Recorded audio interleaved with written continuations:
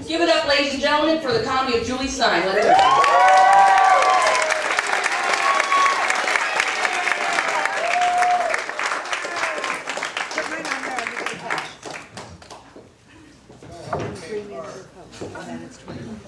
Hi. So when I go out with my kids, I like to number them, just to make it easier to keep track of them. I number them 3, 4, 5, and 6, because you can't name an 8 and 10-year-old boy number 1 and number 2. You just can't do it. No matter how much they piss you off. I have 4 kids, and they started out with dark hair, and each one got progressively lighter till my daughter is very blonde. And I'm pretty sure that if I had a 5th child, it would be albino, because I totally ran out of ink. You would think that I'd be interested in having a 5th child, and I'm really not. But I think about it all the time, because the guys I date, they ask me, couldn't you just have one more? Because they waited too long, they didn't have any. What? One more? No. I think, what are they, Pringles? No, I don't think so.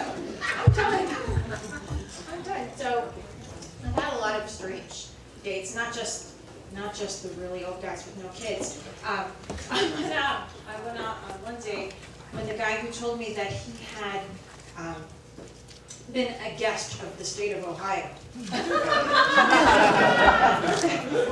So, tell me about that. So, well, I had 2 DUIs in the space of an hour. Wow, that's pretty amazing. Yeah, I was so pissed off that I got pulled over that second time I assaulted the officer.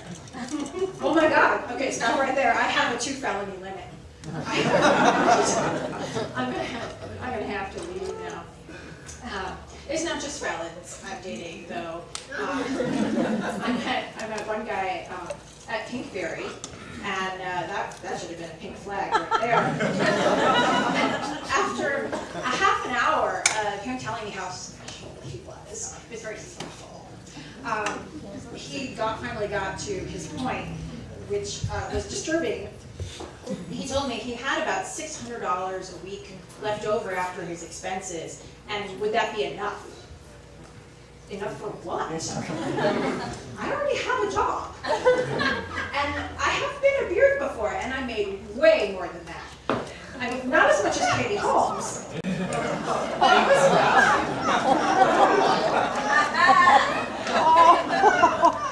So I talked to my friends about all this dating, and a lot of my friends are people I used to date, ex-boyfriends, and there's this one guy I went out to a couple of dances with in high school, and I was talking to him, and he was sitting at home with his husband, and he was talking about this shirt that he has, that when he was single, he would wear it, and every time he went out, he would find a date.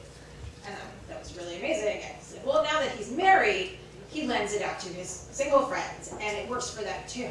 Wow, I need a shirt like that. And then I thought, no, actually, I have an entire wardrobe like that, because I meet gay men everywhere. I need that shirt.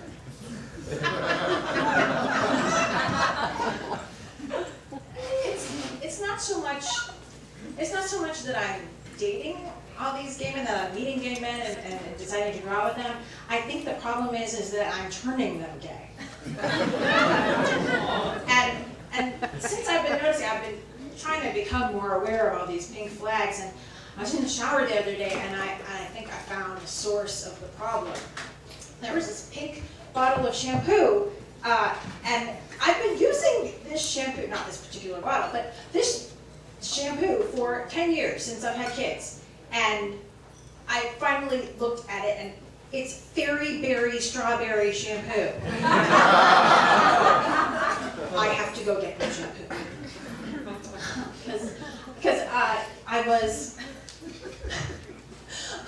Another ex-boyfriend texted me just last Friday night. He's in a bar. He's like, I'm in a bar. There are no women. Is that a pink flag?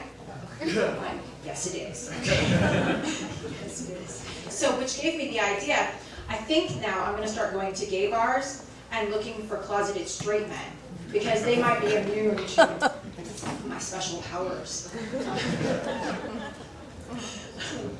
But that's not the most disturbing thing, and it's fairly disturbing. I don't like finding out that the guy I'm dating is gay. But the most disturbing thing is that recently I discovered that I'm also turning women gay.